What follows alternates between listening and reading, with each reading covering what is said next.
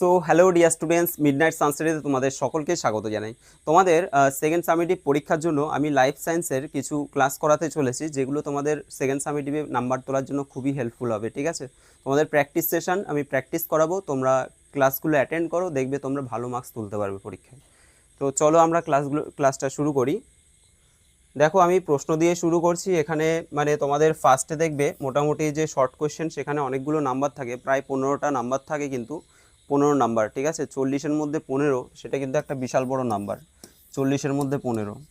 আর দেখো, প্রশ্নগুলো একটু দেখে নাও, আর বেশি সময় নষ্ট করবো না, খুব কম সময়ের মধ্যে ক্লাসগুলো করানোর চেষ্টা করব। দেখো, বলছে যে সালোক সংশ্লেষে গাছ যে খাদ্য তৈরি করে সেটি হলো, অর্থাৎ সালোক সংশ্লেষ প্রক্রিয়ায় গাছ যে খাদ্য তৈরি করে সেটা কি ধরনের খাদ্য তৈরি করে? প্রোটিন, ভিটামিন জাতীয়, শর্করা জাতীয়, নাকি ফ্যাট জাতীয়? আমরা কি দেখেছি, সালোক সংশ্লেষ প্রক্রিয়ায় উদ্ভিদ কি তৈরি করে? গ্লুকোজ তৈরি করে, তাই না? কি তৈরি করে? গ্লুকোজ তৈরি করে। এই যে গ্লুকোজ, সেটা কি জাতীয়? সেটা অবশ্যই শর্করার মধ্যে পড়ছে। গ্লুকোজ হচ্ছে শর্করার মধ্যে, তাই তো? নেক্সট দেখো, বলছে যে ট্রেস মৌলটি হলো, ট্রেস মৌল বা ট্রেস এলিমেন্ট আমরা কাদেরকে বলি? যে সমস্ত এলিমেন্টগুলো, যে সমস্ত উপাদানগুলো বা যে সমস্ত মৌলগুলো কি না উদ্ভিদ বা প্রাণীর ক্ষেত্রে কম পরিমাণে লাগে, মানে উদ্ভিদ বা প্রাণীর বিকাশের জন্য, ঠিক আছে, বিকাশের জন্য কম পরিমাণে প্রয়োজন হয়, তাকে আমরা বলি ট্রেস এলিমেন্ট। তো এটা অ্যান্সার দেখো, কি আছে? কার্বন, মলিবডেনাম, সালফার আর হচ্ছে ক্যালসিয়াম। অ্যান্সার হবে মলিবডেনাম। মলিবডেনাম এটা হবে এক ধরনের ট্রেস এলিমেন্ট। পরের প্রশ্ন দেখো, কি বলছে এখানে? পতঙ্গ শ্রেণীর প্রাণীদের প্রধান শাসঙ্গের নাম কি? তো পতঙ্গ শ্রেণীর যে প্রাণীরা রয়েছে তাদের প্রধান শাসঙ্গ কি? অ্যান্সার হবে ট্রাকিয়া। ঠিক আছে, পতঙ্গদের প্রধান শাসঙ্গের নাম হচ্ছে ট্রাকিয়া। এবার দেখো, তোমাদের শর্ট কোশ্চেন এমসিকিউ কিছু থাকে, তারপরে এভাবেও না, এটাও এখন এমসিকিউর মধ্যে রয়েছে। প্রদত্ত কোন জোড়াটি সঠিক? 4টে অপশনের মধ্যে কোনটা সঠিক? রসের উৎস জাইলেম কলা। আচ্ছা দেখো, রসের উৎস মানে কি? রসের উৎস মানে আমরা জানি যে এই যে জাইলেম কলার মাধ্যমে উদ্ভিদের যে মূল রয়েছে, সে মূল থেকে মূল এবং মূলরমের সাহায্যে উদ্ভিদ মাটি থেকে জল এবং খনিজ লবণ কি করে, তারা ধরো ওপরের দিকে বাহিত করে, তাই তো? যে অভিকর্ষের উল্টো দিকে তারা কি করে, বাহিত করে, সেগুলোকে ধরো উদ্ভিদের যে বিভিন্ন অংশ সেখানে পৌঁছে দেয়। তো এটাকে আমরা বলি রসের উৎস। তাহলে রসের উৎস তো হচ্ছে জাইলেম কলা, এটা কিন্তু সঠিক। এরপরে দেখো, সালোক সংশ্লেষের আলোক নিরপেক্ষ দশা গ্রানা দিয়েছে। আলোক নিরপেক্ষ দশা যাকে আমরা অন্ধকার দশা বলি, সেটা কি? সেটা কিন্তু স্ট্রোমা অঞ্চলে হয়, সেটার গ্রানাতে হয় না। গ্রানাতে কোনটা হয়? সালোক সংশ্লেষের আলোক দশা হয় গ্রানাতে। গ্লাইকোলাইসিস কোথায় ঘটে? মাইটোকন্ড্রিয়ায় তো ঘটে না, গ্লাইকোলাইসিস ঘটে হচ্ছে কোষের সাইটোপ্লাজমে। মনে রাখবে, গ্লাইকোলাইসিস কোথায় ঘটে? কোষের সাইটোপ্লাজমে। অক্সিজেন পরিবহন ডব্লিউবিসি, হোয়াইট ব্লাড কর্পাসাল, অর্থাৎ শ্বেত রক্তকণিকা বলছে, কিন্তু আমরা জানি যে অক্সিজেন, কার্বন ডাইঅক্সাইড এগুলো পরিবহনকে, এগুলো হচ্ছে লোহিত রক্তকণিকা, বলতে পারি আমরা আরবিসি। ঠিক আছে, বা লোহিত রক্তকণিকা। তাহলে অ্যান্সার হবে আমাদের অপশান এ, রসের উৎস জাইলেম কলা। পরের প্রশ্ন দেখো, বলছে যে মানুষের ছেদক দাঁতের সংখ্যা কত? আমি একটা ফানি ছবি দিয়েছি।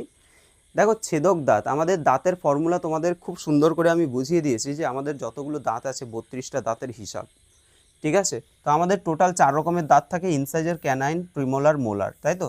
যদি আমরা একটা উপরের পার্টির যদি দাঁতগুলো দেখি, তাহলে কি হচ্ছে? প্রথমে দেখো, ইনসাইজার আমাদের থাকছে। ইনসাইজার কটা থাকছে? 2টো ইনসাইজার থাকে, যেগুলোকে আমরা স্মাইল টিথ বলি।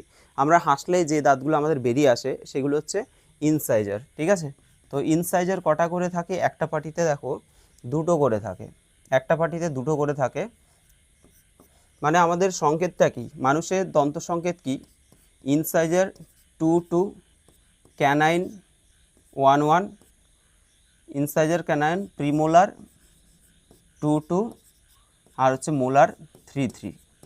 ঠিক আছে, মানে 2 1 2 3, মনে রাখবে 2 1 2 3, এটা মানুষের দন্ত সংকেত। ইনসাইজার 2 2, ক্যানাইন 1 1, প্রিমোলার 2 2, মোলার হচ্ছে 3 3। অর্থাৎ কি, আমরা যদি দাঁতের এই যে একটা পার্টি এবং এই একটা পার্টির একটা পোর্শন নিয়ে নিই, ঠিক আছে, এটাকে যদি 2টো ভাগ করি, তার মধ্যে একটা পোর্শন যদি দেখি, তাহলেই আমরা এই সংকেতটা ঠিকঠাক করে পাবো।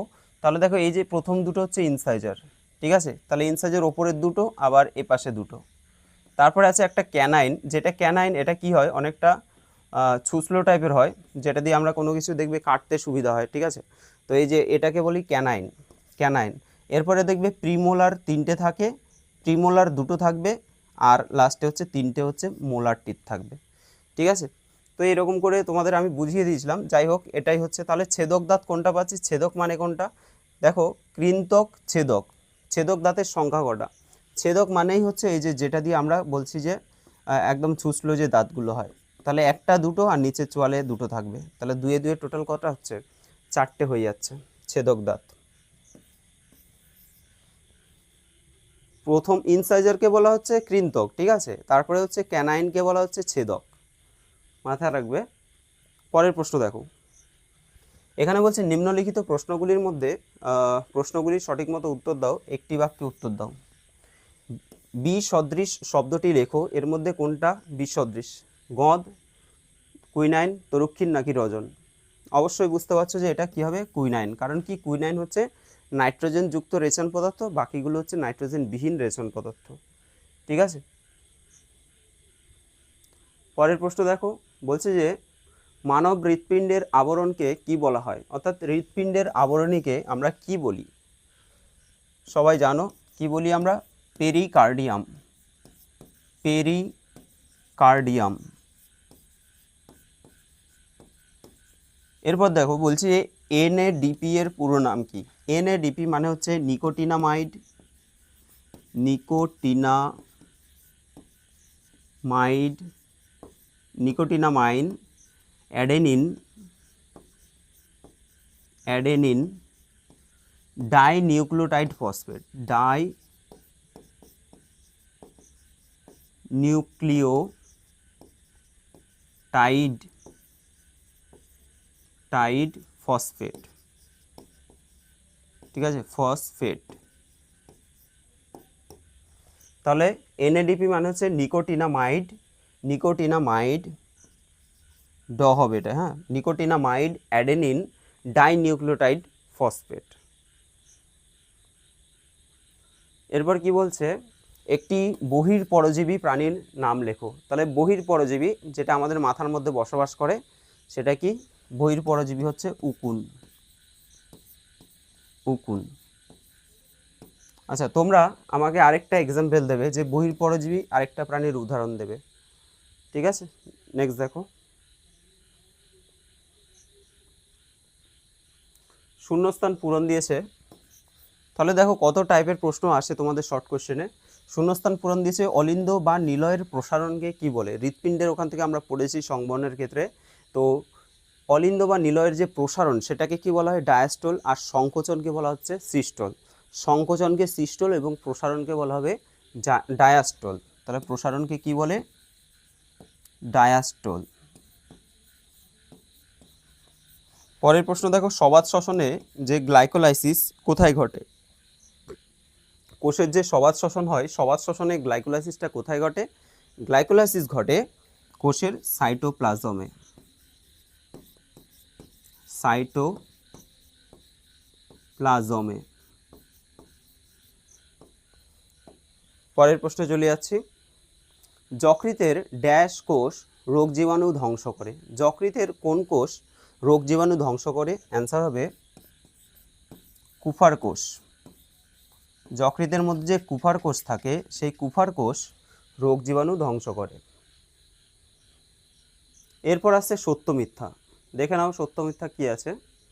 প্রথম বলছে যে নিষ্ক্রিয় পরিবহনে বিপাকীয় শক্তি বা বাহকের প্রয়োজন হয়। অ্যাকচুয়াল নিষ্ক্রিয় পরিবহনে বিপাকীয় শক্তির প্রয়োজন হয় না, সক্রিয় যে পরিবহন সেক্ষেত্রে শক্তি বা বাহকের প্রয়োজন হয়। তাহলে এটা কি হবে, এটা হয়ে যাবে মিথ্যা, মিথ্যা। পরের প্রশ্ন দেখো, চ্যাপ্টা কৃমির রেচন অঙ্গের নাম হচ্ছে নেফ্রিডিয়া। তো এটা কি ঠিক না, চ্যাপ্টা কৃমির রেচন অঙ্গের নাম কি, চ্যাপ্টা কৃমির রেচন অঙ্গের নাম হচ্ছে ফ্লেম কোষ, ফ্লেম কোষ, বা আমরা বলতে পারি শিখা কোষ, শিখা কোষ, ঠিক আছে। আর দেখো এই যে নেফ্রিডিয়া, নেফ্রিডিয়াটা কার রেচন অঙ্গের নাম সেটা তোমরা কমেন্ট করবে, এটা তোমরা কমেন্ট করবে, ঠিক আছে। পরের প্রশ্নে চলে যাচ্ছি। বলা হচ্ছে যে আলোর যে জলের আলোক বিশ্লেষণকে ফটোলাইসিস বলে, ঠিক না ভুল? এটা অবশ্যই ঠিক, এটা হচ্ছে সত্য। ঠিক আছে, এটা সত্য, আর আগেরটা অবশ্যই মিথ্যা ছিল। নেক্সট দেখো, স্তম্ভ মেলাও দিয়েছে। স্তম্ভ মেলাও এখানে কি প্রশ্ন আছে যে পতঙ্গভুক উদ্ভিদ এর মধ্যে কি হবে? অপশানগুলো দেখে নাও, মনোসাইট, লাইকেন, কলসপত্রী আর হচ্ছে আলোকদশা। এর মধ্যে পতঙ্গভুক উদ্ভিদ আমরা জানি কলসপত্রীকে পতঙ্গভুক্ত উদ্ভিদ বলা হয়। শ্বেত রক্তকণিকা, শ্বেত রক্তকণিকার যে প্রকারভেদ আছে তোমরা জানো, শ্বেত রক্তকণিকার অনেকগুলো ভাগ আছে, গ্র্যানুলোসাইট, অ্যাগ্রানুলোসাইট, আবার ওর মধ্যে ভাগ আছে, ঠিক আছে, মনোসাইট, লিম্ফোসাইট। এই যে তাহলে মনোসাইট হচ্ছে আমাদের শ্বেত রক্তকণিকার মধ্যে পড়বে। গ্রানা, আমরা জানি যে সালোক সংশ্লেষের যে আলোক দশা, সেই আলোক দশা কোথায় ঘটে?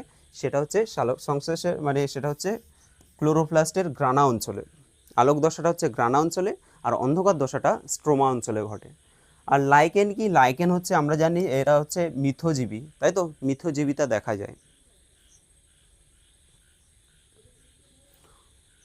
তো এ কটাই প্রশ্ন ছিল, একটা সেট আমি করলাম। তো তোমাদের সেটটা কেমন লাগলো অবশ্যই কমেন্ট করবে, যদি ভালো লাগে লাইক করে দিও, আর তোমাদের যদি এরকমের ক্লাস পেতে চাও তাহলে তোমরা অবশ্যই কমেন্ট করবে। আজকের জন্য এখানে দেখা হচ্ছে তোমাদের সাথে পরের ভিডিওতে।